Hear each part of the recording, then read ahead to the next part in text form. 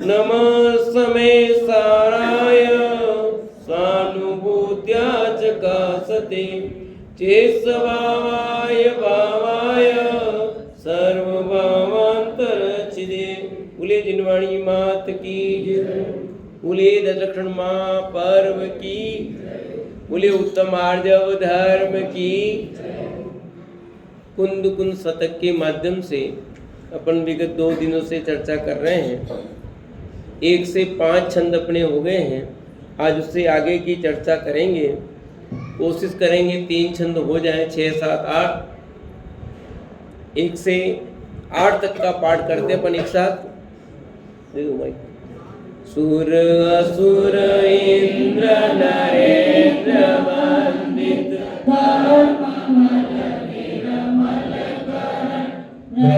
तीर्थ के करतार श्री भगवान जिन शत शत नमन। अरहंत से काचार्य पाठ साधु है परमेश दीपन। सब आत्मा की अवस्थाएं आत्मा ही है शरण। सम्यक सुदर्शन ज्ञान तप समभाव सम्यक आचरण। सब आत्मा की अवस्थाएं आत्मा ही है शरण। निर्ग्रंथ है निराग है निश्चल है निर्दोष है। निर्माण मदय आत्मा निष्काम है निष्क्रोध है। निर्दंड है निर्दंड है यह निरालंबी आत्मा।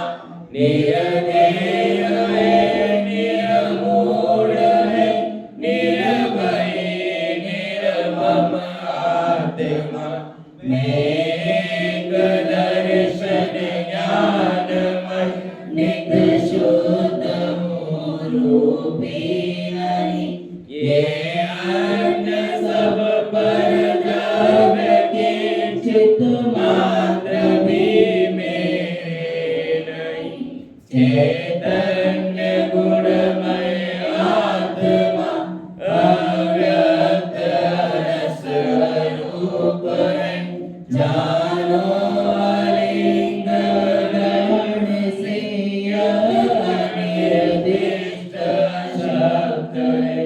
जिस भांति प्रज्ञा चैनी से पर से विभक्त किया इसे। उस भांति प्रज्ञा चैनी से हरे ग्रहण करो इसे। अब छंद नंबर 6 पर चर्चा करेंगे। 5 में ये चर्चा हुई अपनी। पहले छंद में तो मंगलाचरण किया कि जो इंद्रों के द्वारा वंदित है, कर्ममल नष्ट किए हैं, धर्म तीर्थ के करता है, ऐसे भगवान महावीर को मैं नमस्कार करता हूं। दूसरी गाथा में कहा था कि 5 प्रमेष्टि आत्मा की अवस्था है, इसलिए मैं आत्मा की शरण लेता हूँ। तीसरी गाथा में कहा था कि 4 आराधना आत्मा की अवस्था है, इसलिए मैं आत्मा की शरण लेता हूँ। चौथी और 5वीं गाथा में आत्मा की 14 विशेषता बताए। निर्ग्रंथ है, निर्देय है, निर्मूढ़ है, निशल्य है। ऐसी विशेषता जिसकी है, ऐसा आत्मा में हूँ।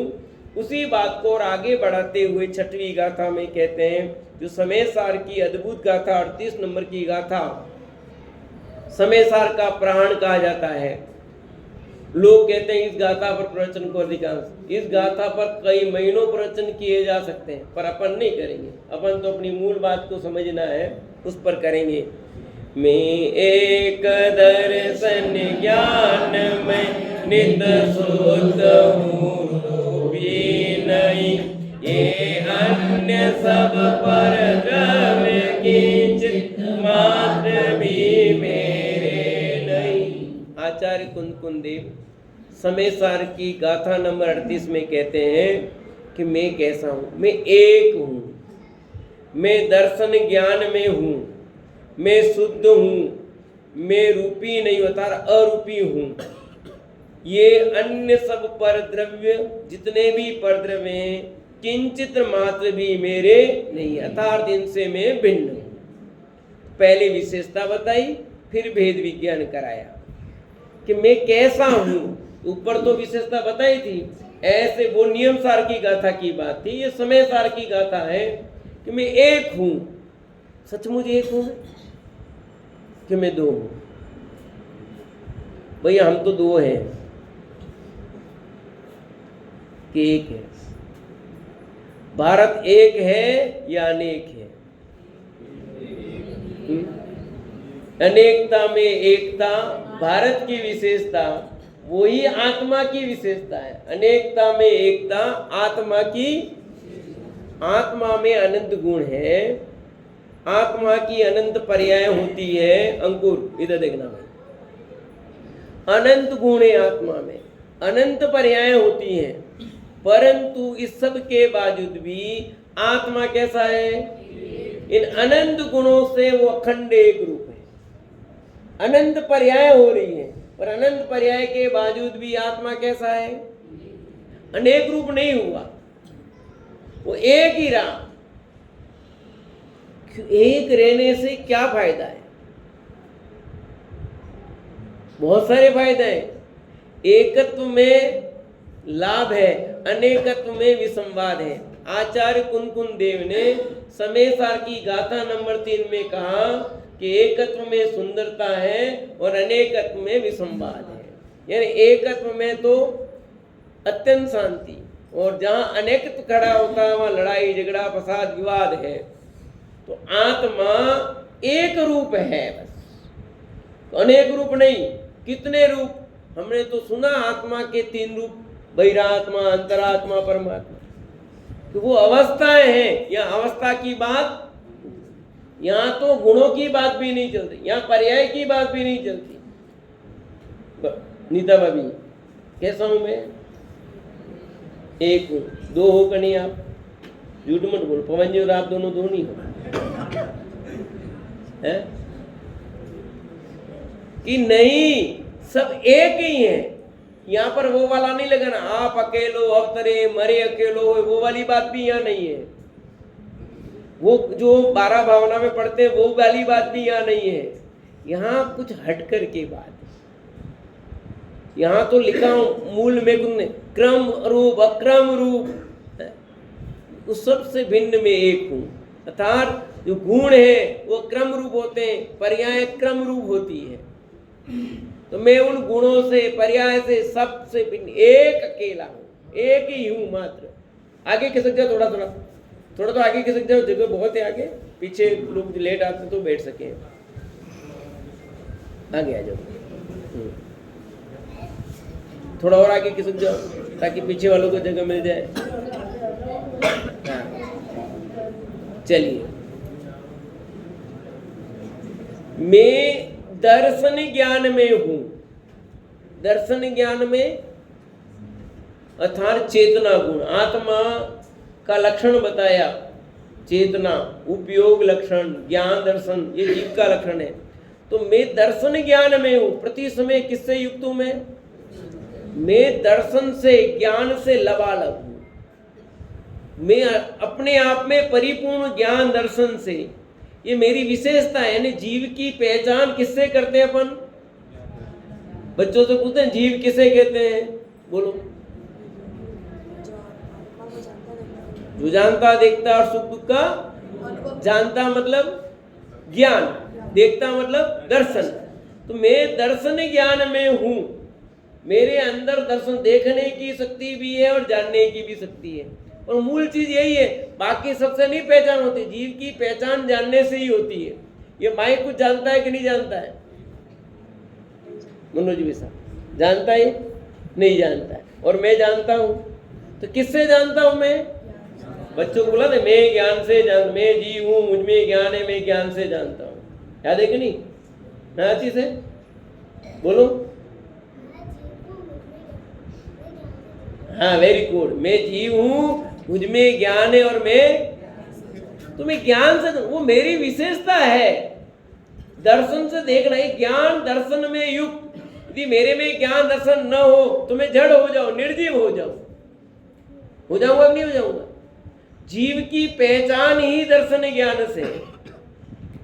सब द्रव्यों से भिन्न कौन करता है कि दर्शन ज्ञान। मैं दर्शन ज्ञान में हूं और कैसा हूं, नित्य शुद्ध हूं, मैं प्रति समय शुद्ध हूं। शुद्ध हूं कि हाँ, कल भी बात आई थी, आज फिर रिपीट आएगी कि मैं शुद्ध, नित्य शुद्ध हूं, मैं प्रति समय शुद्ध हूं। क्या शुद्ध नहीं हुआ क्या? हूं और शुद्ध भी हूं। अभी वहां अशुद्धता की बात नहीं चलती, यहां स्वभाव की बात चलती है। अशुद्धता पर्याय में है, द्रव्य स्वभाव में अशुद्धता। तो यहाँ द्रव्य स्वभाव की बात चल रही है। द्रव्य सदा शुद्ध ही है, उसमें किसी प्रकार की अशुद्धता का प्रवेश हुआ नहीं, होता ही नहीं, उसमें कुछ गड़बड़ होता ही नहीं। कमलेश भाई साहब, होता कि नहीं होता बोलो? कुछ होता है? आज तक इस जीव ने इतनी पर्याय, कभी नारकी हुआ, कभी मनुष्य हुआ, कभी देव हुआ, कभी त्रिंज हुआ, त्रिंचों में भी अनंत पर्याय 14 लाख में घूमा, परंतु जीव रहा के नहीं रहा। बोलो महेश जी कि जीव कुछ हुआ गड़बड़? जीव का कुछ बिगाड़ नहीं हुआ। क्यों? कि हर परिस्थिति में वो अपने आप को फिट रखता है, जैसा वैसा बना रहता है। विमल जी, सोने की कीमत ज्यादा क्यों है और तांबे की कीमत, लोहे की कीमत ज्यादा क्यों नहीं है? सोना सड़ता है या नहीं सड़ता है? जंग लगती है, सोने में जंग नहीं लगती, सोना सड़ता नहीं। सोने को जमीन में दबा के रख लेते हैं लोग, कुछ नहीं होता, समझे कि नहीं? सोने को नाली में गिर जाए तो कुछ नहीं होता, पर लोहा हो तो जमीन में गाड़ोगे तो खराब होगा, तो होगा कि नहीं होगा? आप पानी में डालोगे तो खराब होगा। पर सोना ऐसा है कि वो किसी भी प्रश्न कैसा भी रहे, कुछ नहीं होने वाला है। ऊपर मिट्टी लगती लगी होगी, पर सोने में क्या हुआ? कुछ नहीं हुआ। सोना सदा सोना बना रहता हर परिस्थिति में। ऐसे आत्मा किसी भी पर्याय में गया हो, परंतु उसका कुछ बिगाड़ हुआ? सरो दीदी बताओ क्या हुआ? नहीं हुआ तो यहाँ काहे को बैठे हो आप? कि बिगाड़ कुछ भी नहीं हुआ। बिगाड़ हो गया होता तो क्या होता समझो, आप जीव नहीं रहते। मैं सदा द्रव्य स्वभाव से शुद्ध हूं। मेरे अनंत गुण अनादि काल से जो थे वो आज भी वैसे ही है और अनंत काल बाद भी वैसे ही। एक गुण कम नहीं हुआ और एक गुण, मैं सदा शुद्ध ही रहा, उसमें कोई अशुद्धता का प्रवेश द्रव्य में नहीं हुआ। तो फिर हम सब काहे को यहाँ आए मंदिर में? शुद्ध ही है। तो जब हम शुद्ध ही हैं तो फिर यहाँ प्रवचन सुनने की जरूरत क्या है? कि वो जो शुद्ध स्वभावी आत्मा है उसकी पहचान नहीं है, उसकी पहचान करने के लिए पर्याय में अशुद्धता है और द्रव्य शुद्ध ही है। तो जो पर्याय में अशुद्धता है उस अशुद्धता को दूर करने के लिए स्वभाव रूप जो शुद्ध आत्मा उसका आश्रय लेना पड़ेगा। ख्याल में आया? नहीं आया? गुरुदेव कहते ना, बदा भगवान छे बदा भगवान थाओ। क्या मतलब है? सभी भगवान है और सभी भगवान बनो। जब भगवान है तो बनने की क्या जरूरत है? क्यों विवेक जी? है? जब भगवान है ही तो बनने की क्या जरूरत है? कि हो भी और नहीं भी हो भगवान पर कारण परमात्मा और कार्य परमात्मा हो नहीं। जैसे ये भगवान पर्याय में प्रकट रूप से हुए वैसे नहीं है।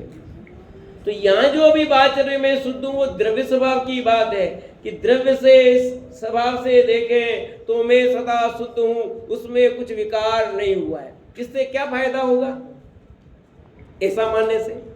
कि ऐसा मानने से ये फायदा होगा कि तू जो रोना रोता है ना, मैं ये हो गया गड़बड़ हो गया, वो रोना बंद हो जाएगा। कि मेरा तो स्वभाव शुद्ध ही है, इसलिए वर्तमान दशा में जो अशुद्धता हुई है वो अशुद्धता दूर की जा सकती है, क्योंकि वह तो बाहर की आई और गई, द्रव्य में कुछ गड़बड़ हुआ नहीं। रूपी नहीं, रूपी नहीं मतलब अरूपी हूं। रूपी लक्षण है पुद्गल द्रव्य का। किसका लक्षण है? 6 द्रव्य ना, 6 द्रव्यों के नाम याद है? बोलो। जीव, उद्गल, धर्म, अधर्म, आकाश और काल। इन 6 द्रव्यों में कितने रूपी हैं? बोलो नरेंद्र जी। रूपी कितने, अरूपी कितने? नहीं पता, कोई बात नहीं, नहीं पता ध्यान सुनना जिनको नहीं। 6 द्रव्यों में 1 द्रव्य रूपी है, उद्गल द्रव्य, और 5 द्रव्य कैसे? अरूपी। अरूपी का मतलब क्या? रूपी का मतलब क्या? रूपी मने रुपया नहीं, आपको तो रूपी कहते ही ध्यान में आता है, नोट है। रूपी का अर्थ है जिसमें स्पर्श, रस, गंध, वर्ण पाया जाए वो रूपी। जिसमें स्पर्श, रस, गंध, वर्ण नहीं पाया जाए वो अरूपी। ख्याल में आ गया? है तेरे पकड़ में? क्या है बता।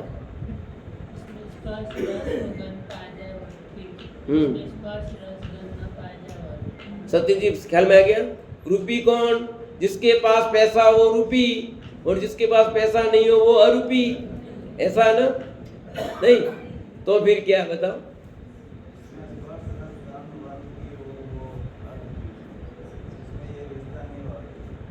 जिसमें स्पर्श हो, रस हो, गंध हो, वर्ण हो वो रूपी। आगे आएगी गाथा, इसलिए ध्यान से समझ लेना भी। और जिसमें स्पर्श नहीं है, रस नहीं है, गंध नहीं है, वर्ण नहीं है वो अरूपी। तो मेरे अंदर में स्पर्श नहीं है, रस नहीं है, गंध नहीं है, वर्ण नहीं है, आगे आ रही गाथा, इसलिए मैं क्या हूं? अरूपी हूं। स्पर्शपना नहीं, रस नहीं, गंध नहीं, वर्ण नहीं, इसलिए कैसा हूं मैं? अरूपी हूं। कितनी विशेषता हुई? मैं एक हूं, मैं दर्शन ज्ञान में हूं, मैं शुद्ध हूं और मैं अरूपी हूं। 4 बातें हो गई। ये 4 विशेषताएं यहां बताई। आगे देखो, ये अन्य सब पर द्रव्य किंचित मात्र भी मेरे नहीं। कि अन्य सब पर द्रव्य यानी मुझको छोड़कर बाकी जितने भी बचे जो पर द्रव्य हैं वे किंचित मात्र भी मेरे नहीं। किंचित मात्र भी मेरे नहीं। थोड़ा बहुत तो कोई मेरा होगा, कोई किसी का नहीं है। भले आप समझते हो कि अपने हैं, कि आप अपने नहीं हो। अपने लोग बैठे हैं सब, है कि नहीं? यहां कह रहे हैं कि किंचित मात्र भी पर द्रव्य तेरा नहीं है, न पहले था, न अभी है, न भविष्य में। आपका नाम भाई साहब? हाँ आपका दिलीप जी। तो आपका पहले कोई चीज आपकी थी? वो क्या कर रहे हो? ये कपड़े पहने आपने, अपने नहीं पहने, दूसरों के पहन के आए हो। कि ये जो कपड़े अपने हैं ना वे अब मेरे नहीं है। दूसरों के कपड़े तो मेरे है ही नहीं, वो बात तो दूर रही, पर ये जो कपड़े हैं ना मेरे, वो मेरे। ये शरीर जो मेरा है ना वो मेरा नहीं है। ख्याल में आ रही? ये जो पत्नी मेरी है ना वो पत्नी में नहीं, बाकी सब पत्नियां तो मेरी है ही नहीं, पर जो मेरी पत्नी है ना वो भी मेरी। यहां के किंचित मात्र भी पर द्रव्य मेरा नहीं। जो जिनको हम मानते ही नहीं अपना, उनको जानो, जिनको अपना मान रहे हैं, जिस घर में हम रहते हैं, जिसको हमने बनाया है, हमने खर्चा किया है, जिस पर अपना नाम लिखा हुआ है बाहर, कौन सा भवन? पूर्ण, क्या नाम है? पुण्यधरा। तो पुण्यधरा जो है ना वो पुण्यधरा आपका नहीं है। ऐसा जो स्वस्ति सदन अपना है ना वो अपना नहीं है। कि जिसे मैं अपना कहता हूं वे परद्रव्य कोई भी किंचित मात्र भी मेरा है। दीदी की नहीं बोलो? वो जो शोरूम आपका है वो आपका है कि नहीं?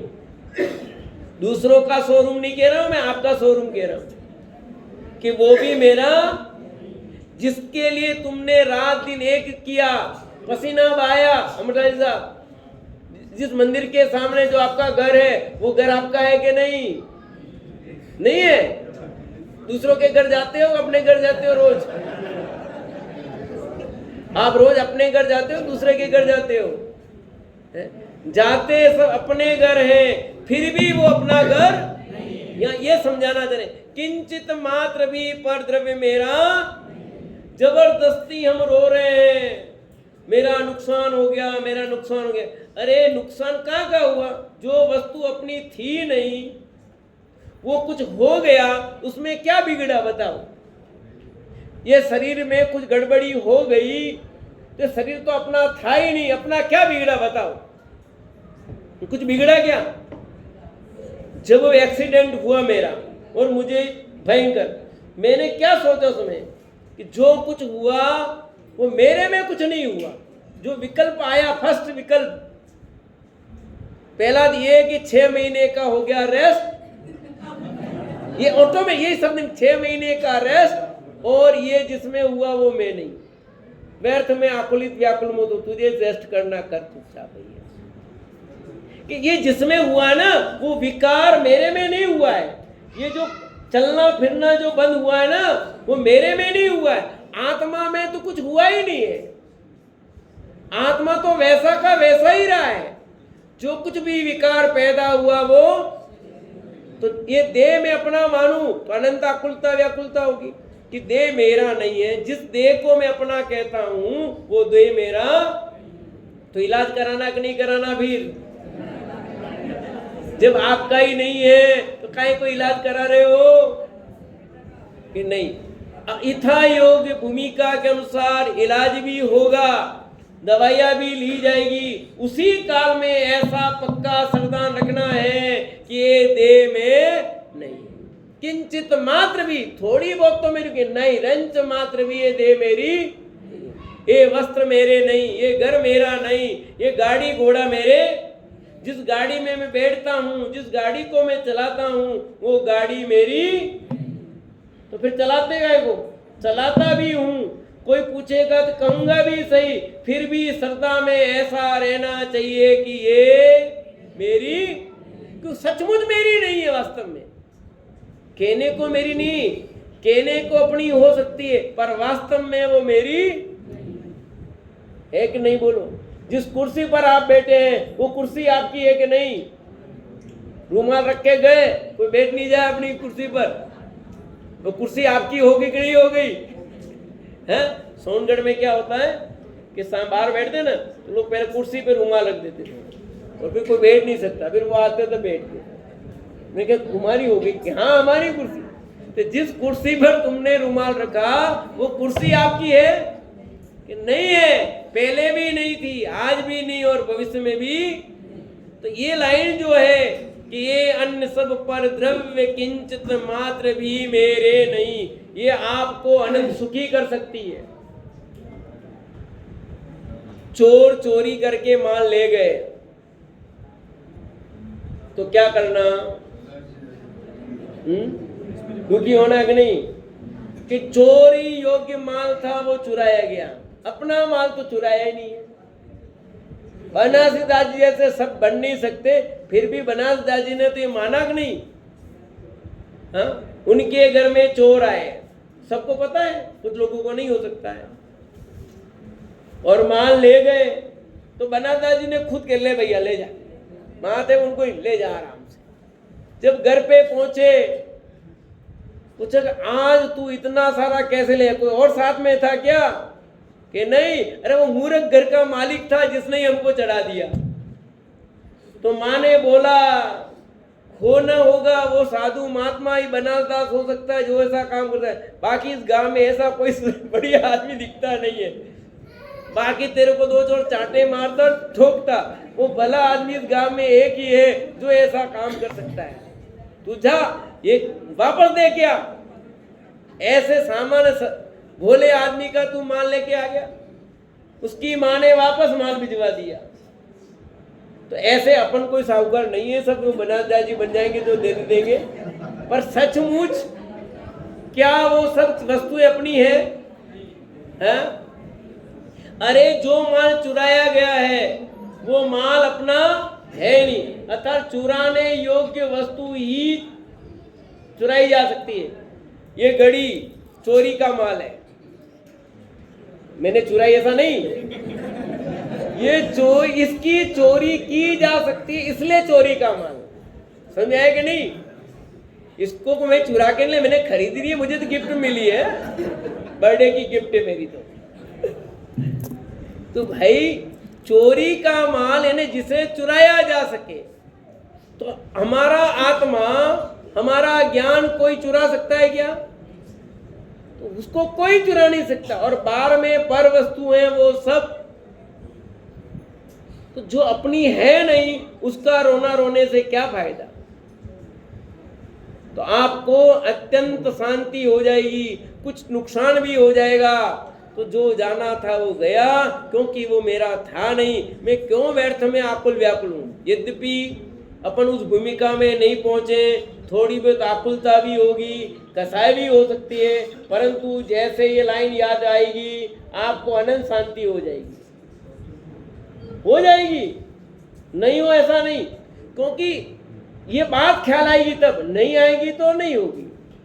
अपनी वस्तु मान करके रोना रोते रहोगे तो दुख होगा, पर जैसे ख्याल में आया, अरे हमने तो प्रवचन में सुना था कि कोई जगत की वस्तु मेरी रंच मात्र भी, तो वस्तु मेरी नहीं है, मैं क्यों दुखी हो रहा हूं फालतू में।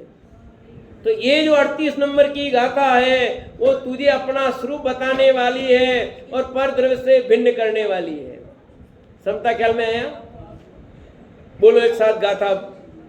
मैं एक दर्शन ज्ञान मैं नित शुद्ध हूँ, रूपी नहीं ये अन्य सब पर द्रव्य किंचित मात्र भी मेरे नहीं। इस गाथा में बात याद ही कि मैं कैसा हूँ, एक हूँ, ज्ञान दर्शन में हूँ, शुद्ध हूँ और अरूपी हूँ, और पर द्रव्य मेरा किंचित मात्र भी। क्यों लिखा है कि थोड़ा बहुत, तो कि थोड़ा बहुत भी अपना एक क्लियर हो जाना चाहिए।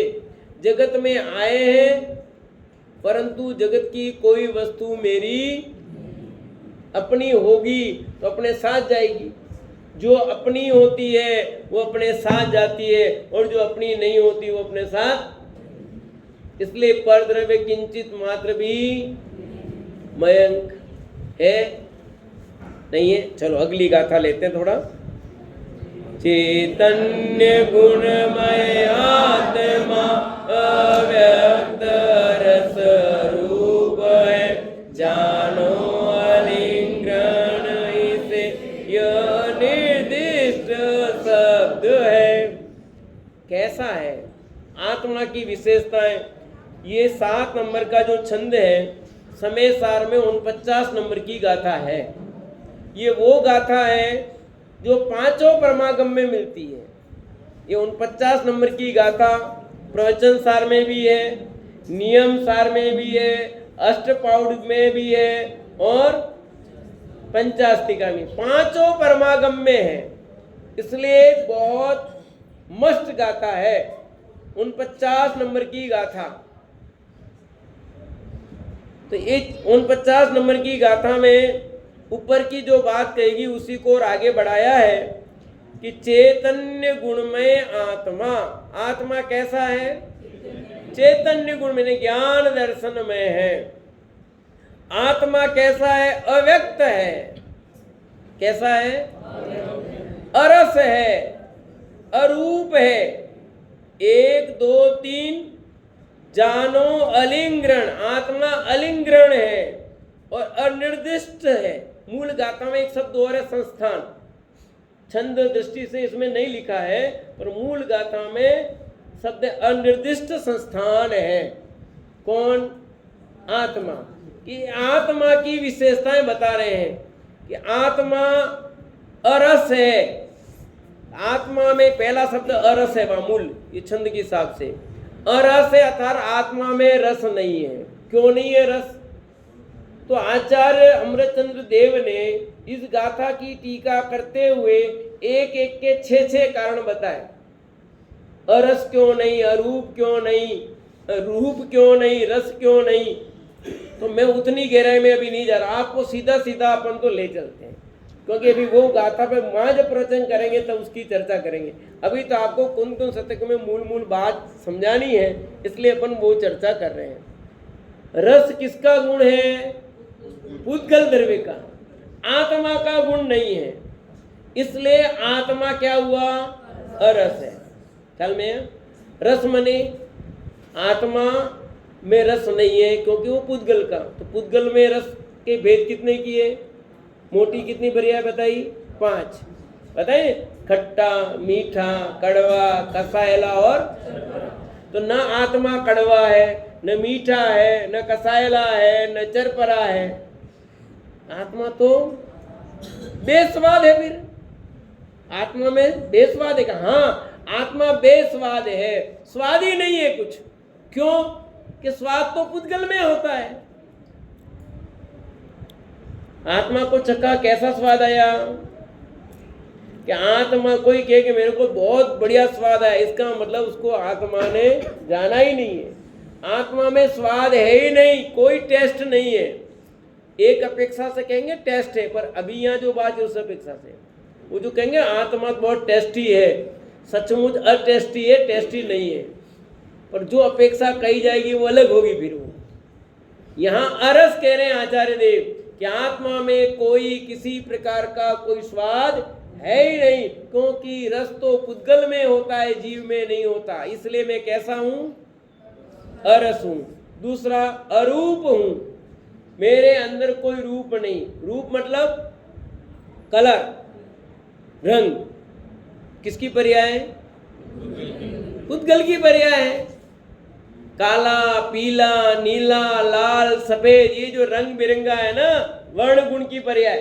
तो वर्ण गुण किस में पाया जाता है? प्रतिभा दीदी, किस में पाया जाता है? पुद्गल में। तो मैं पुद्गल हूं कि नहीं? नहीं हूं। तो मैं पुद्गल नहीं, इसलिए क्या हो गया? मैं अरूप, मेरे अंदर में रंग नहीं है। अपन वो बायोडेटा लिखते ना, उसमें लिखते ना उसका कलर। हाँ, उसमें कलर लिखते हैं, नहीं लिखते हैं? कलर तो क्या लिखते हैं? फाइन है। बहुत सारे बायोडेटा आते हैं, उसमें लिखते हैं कलर कैसा है, ब्लैक, ये हुआ कलर, ये कलर, ये कलर। आपका कलर कैसा है? आप किस कलर के हो? अच्छा ये बताओ, अपने 24 तीर्थंकर हैं, उसमें कौन कौन से तीर्थंकर कौन कौन से कलर के हैं? मेरा प्रश्न इस गाथा के आधार पर देना है। इतना बता देता हूँ, फिर मत कहना। 24 तीर्थंकर हैं, उसमें से कितने तीर्थंकर कौन कौन से कलर हैं? आपको छंद भी याद होगा, बता सकते हो? चलो कोई बताएगा? अन्य पूछे जिससे बताना है। हाँ, भगवान महावीर का कौन सा कलर है? बोलो ललिता दीदी। हाँ, अच्छा काले कलर वाले कितने थे? हाँ बोलो। हाँ, 2 काले कलर वाले, और दूसरे 2 काले और 2 लाल, 4, और बाकी 2 गोरे। अरे भाई, मैंने क्या पूछा? आपको उत्तर इस गाथा के आधार पर देना है। ये गाथा कहती है कि अरूप हूं, तो कोई तीर्थंकर आत्मा है कि नहीं? सभी वो, तो वो रंग वाले हुए कि नहीं? कि कोई रंग नहीं है। आत्मा का कोई रंग, वो पर्याय का कलर है, तीर्थंकर के शरीर का कलर है। आत्मा का कलर है क्या? वो तीर्थंकर की आत्मा का रंग कौन सा बताओ मेरे को? वो जो कलर का, वो गलत नहीं है, वो शरीर का रंग बताया। तीर्थंकरों के शरीर के कौन कौन से रंग थे वो बताए, इतने गोरे, इतने काले, इतने स्वर्णमयी, उगते हुए सूरज जैसे। पर यहाँ ये बात नहीं, यहाँ ये समझा रहे कि तू रंग बिरंगे में चक्कर में पड़ना मत। ये काला है और कटे गई कर रहे हो पंडित जी, काला छोरा था है? अरे काला शरीर है, आत्मा नहीं है। गोरो कई चुनो, आप तो बड़े गोरो चिट्ठो। ये शरीर है। अभी जो आदमी बहुत बढ़िया लग रहा है, वो शादी के बाद में गड़बड़ हो जाए क्या करो? हैं? अभी बढ़िया हलते फिरते, बढ़िया चट्टे कट्टे, अभी एक्सीडेंट हो गया, पैर में गड़बड़ी हो गई, अब क्या करे? छोड़ दे? अरे भाई ये समझना, ये सब कुछ शरीर का है, आत्मा का खेल। आत्मा कैसा है जीतू भैया? अरूप है। आत्मा का कोई रंग, आत्मा का कोई रंग क्यों नहीं है? आत्मा का रंग कि आत्मा पुद्गल द्रव्य, यो सब पुद्गल को खेल। ये जितना रंग बिरंगा दिखाई देता वो सब पुद्गल है। मैं तो रंगहीन हूं। कैसा हूं? रंगहीन हूं। कांच का रंग होता है कि नहीं होता है? राजकुमार जी बोलो, कांच का रंग होता है कि नहीं होता है? एकदम नीट एंड क्लीन जो कांच है, ये कांच, इस कांच का कलर बताओ। ये जो खिड़की लगाई ना अपने अलमारी, उस अलमारी में जो कांच लगा उसका कलर बताओ। कलर है ही नहीं। ये बात बिल्कुल झूठी है। कलर नहीं है। कैसे नहीं है? आपको आंखों से जो दिख रहा है वो कलर है। नाम नहीं बता पा रहे, अलग बात है। पुद्गल है, इसका मतलब कलर है, रंग है। रंग के बिना 9th में मैंने किताब लिखी थी कला शिक्षा की, तो उसमें मैंने ये बात डाली थी बोर्ड की क्लास में। उसमें बताया रंगहीन, तो फिर उसमें डाला था जो कांच तुम्हें रंगहीन कहा जाता है वो हम नाम नहीं बता सकते इसलिए रंगहीन कहते हैं, पर सचमुच उस कांच का कलर जो आपसे दिख रहा है, अब आपका नाम का पता नहीं इसलिए आप नहीं कह पा रहे हो, पर कलर तो जो दिख रहा है, अब वाइट को तुम जो भी को, पर कलर तो बिना कलर की कोई पुद्गल की वस्तु होती। राजकुमार जी चक्कर में पड़ गए बेचारे कि कैसे कहे कलर नहीं है? अरे कलर आपको नाम पता नहीं, आप नहीं बता सकते, इसका मतलब कलर नहीं। अच्छा मैं पूछता हूँ घी का स्वाद बताओ, चलो घी का स्वाद बताओ। तो घी का स्वाद नहीं बता सकते तो घी में स्वाद नहीं है क्या? है ना? तो घी में स्वाद है पर हम बता नहीं सकते, पर आत्मा में स्वाद वो आगे आएगा भी। देखो अरस है, अरूप है, आत्मा अव्यक्त है। आत्मा कैसा है? आत्मा व्यक्त नहीं है क्या? दिखाई दे रहा है आपको? है व्यक्त भी है और अव्यक्त भी है, पर अभी यहाँ व्यक्त की बात चल रही है। आत्मा व्यक्त तो व्यक्त हो सकता है कि नहीं? हो सकता है। हाँ आत्मा का स्वरूप अव्यक्त बता रहे हैं यहाँ, ठीक है। यहाँ 4 रीति से बताया आचार्य देव ने, वह मूल गाथा पढ़ा। अभी यहाँ इतना समझो कि आत्मा व्यक्त नहीं है। क्यों? आपको दिखता है क्या? आंख से नहीं दिखता है। अभी यहाँ और बहुत सारा अर्थ है, पर अभी मैं उसको तुमको भारी पड़ेगा इसलिए उस अर्थ को नहीं कर रहा हूं। आत्मा व्यक्त नहीं है इसलिए क्या वो अव्यक्त है। फिर जानो अलिंग ग्रहण, इसे अनिर्दिष्ट शब्द है। अलिंग ग्रहण है, अलिंग ग्रहण के बोल चलते हैं बहुत 20 अलग अलग। आत्मा कैसा है? अलिंग ग्रहण है। आत्मा कोई लिंग से रहित है। अलिंग ग्रहण है। आत्मा तो अलिंग से ग्रहण है। स्त्रीलिंग है, पुल्लिंग है, नपुंसकलिंग है, क्या है? अभी थोड़ा इस सामान्य समझाने के लिए, बाकी इसका अर्थ तो बहुत विस्तार है, सब बहुत गहराई में चर्चा है अलग अलग। अभी आपके लिए सामान्य अर्थ में चर्चा कर रहा हूं मैं बहुत, क्योंकि विशेष अभ्यास में जब समय सार की चर्चा करेंगे तब इसकी बहुत गहराई में जा करके चर्चा की जाएगी। अभी अपन सामान्य रूप से आप सबके बीच में कुछ बात समझ में आ जाए, कुछ ख्याल में आ जाए, वो समझना।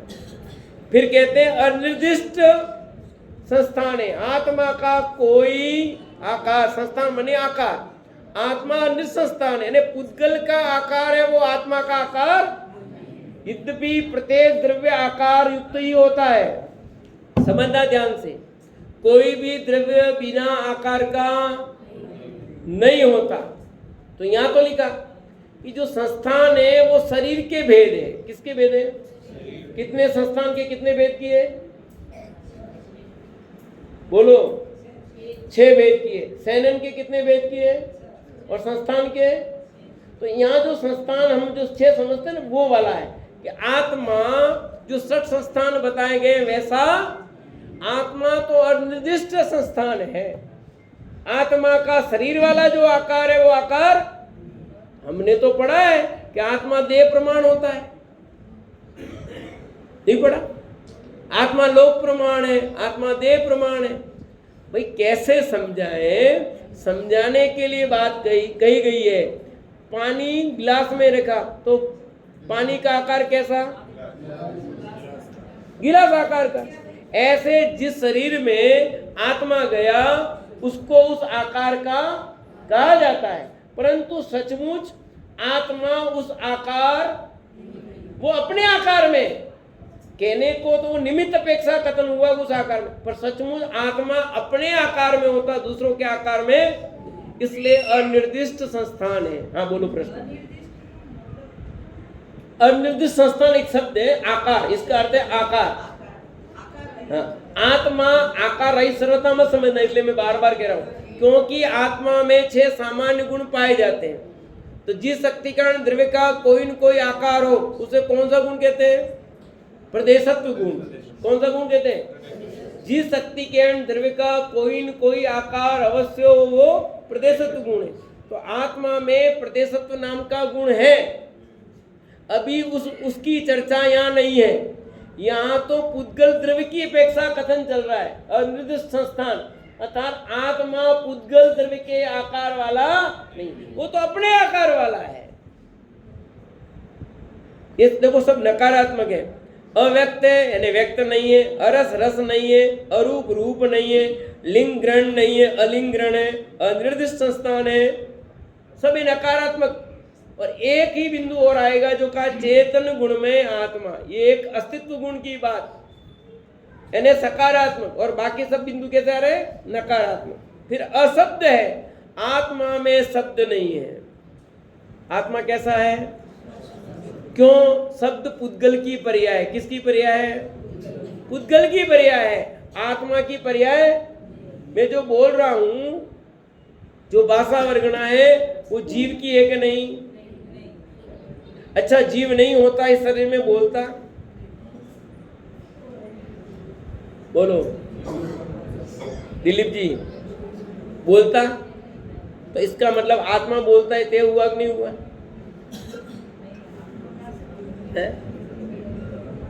इस शरीर में आत्मा नहीं होता तो शरीर बोलता है क्या? इसका मतलब कौन बोलता है? आत्मा। बिल्कुल नहीं। अरे ये निमित्त नैमित्तिक संबंध है, परंतु बोलता आत्मा नहीं है। आत्मा तो अबोला है, अशब्द रूप है। ये तो पुद्गल का खेल है, भाषा वर्गना पुद्गल का खेल है। यदि आत्मा बोलता होता तो आप रिकॉर्डिंग नहीं कर सकते। आत्मा है कि तो बोलेगा जिसको मेरी बात। हाँ, आत्मा है कि उसे बोलेगा जैसे आत्मा था। ये कौन बोल रहा है? ये आवाज किसकी? उसका तो शरीर और कनेक्शन तो आत्मा का है ना। तो इसलिए तो कहा निमित्त नैमित्तिक संबंध है। ये निमित्त नैमित्तिक संबंध है, पर आत्मा बोलता, ये आवाज पुद्गल में है कि जीव में? यदि आत्मा बोलता होता तो आप रिकॉर्डिंग नहीं कर सकते। सब्जी वाला भी देखो आजकल, सब बाप देखो, एक बार रिकॉर्डिंग कर दिया बोलते रहे, तो वो किस आधार पे हुई? क्योंकि जो भाषा वर्गना वो पुद्गल है, इसलिए रिकॉर्डिंग हो गई, नहीं तो नहीं हो सकती थी।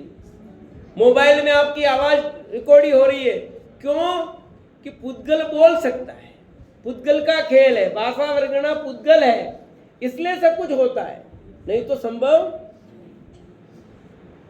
किसकी आवाज, पहले एक समस्या पूर्ति, तो आवाज पहचानो यूं, टन टन आवाज, किसकी आवाज है बताओ, घंटी की आवाज है, किसकी आवाज है, आपको पहचान, कल कराए थे ना प्रतियोगिता जैसे एक्शन से, बताओ कौन सा भजन, ऐसे उस आवाज को पहचानना पड़ता है।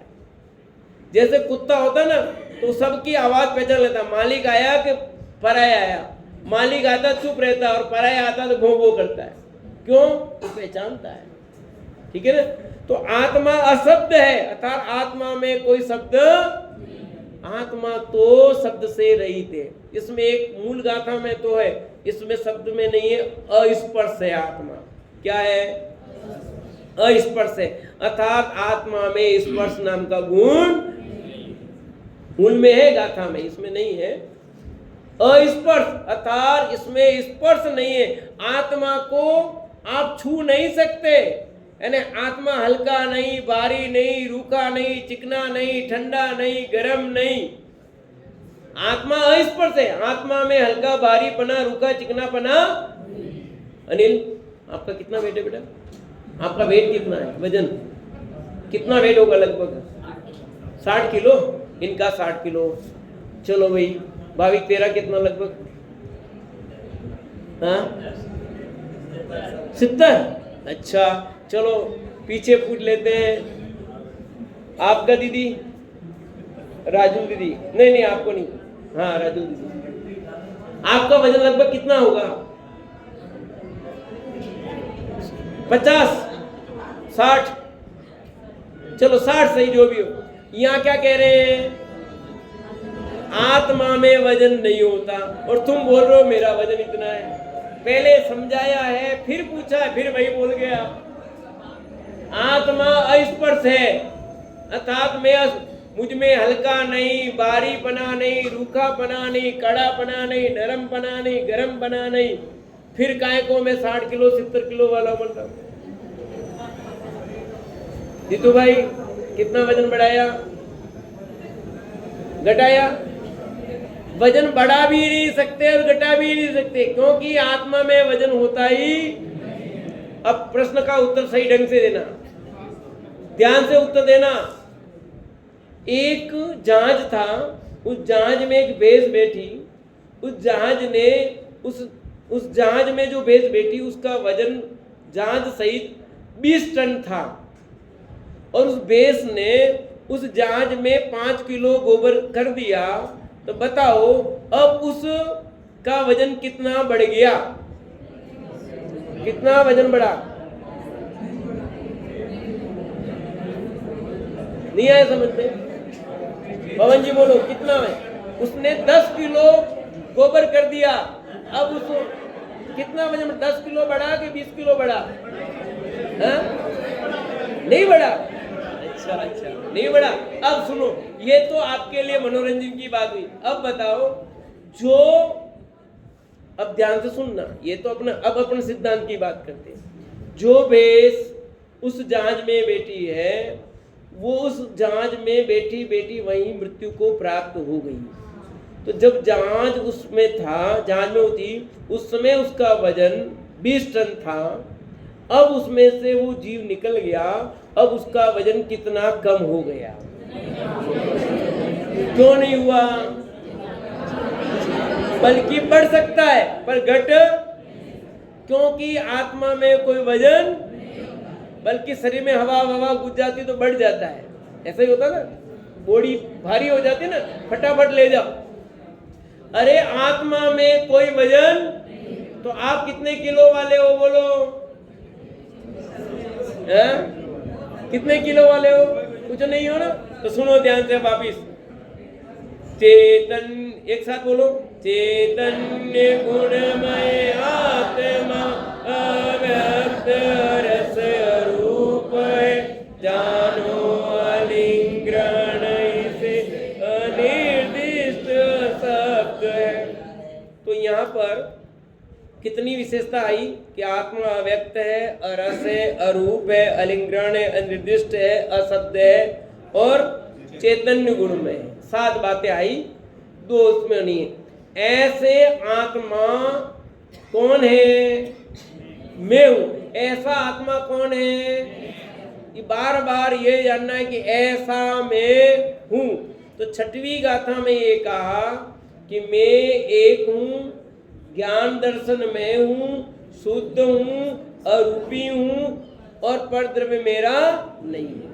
और सातवीं गाथा में कहा कि मैं अव्यक्त, अरस, अरूप, अलिंगन, अनिर्दिष्ट, अशब्द और चेतना गुण वाला ऐसा मैं हूं। उस मैं की शरण में ये लेना है वर्षा भाभी, नीता भाभी, और किसी की शरण जैसा मैं हूं उस मैं को पहचानो तो सुखी हो जाओगे, और उस मैं की पहचान नहीं करोगे, अपने को अन्य अन्य रूप मानोगे तो दुखी होंगे। तो ये अपनी पहचान करा रहे हैं, पर की पहचान खूब की, अपनी पहचान नहीं की। तो अपनी पहचान करो, अपने को जानो, अपने को पहचानो, अपने में समा जाओ। इसी से अपनी बात विराम।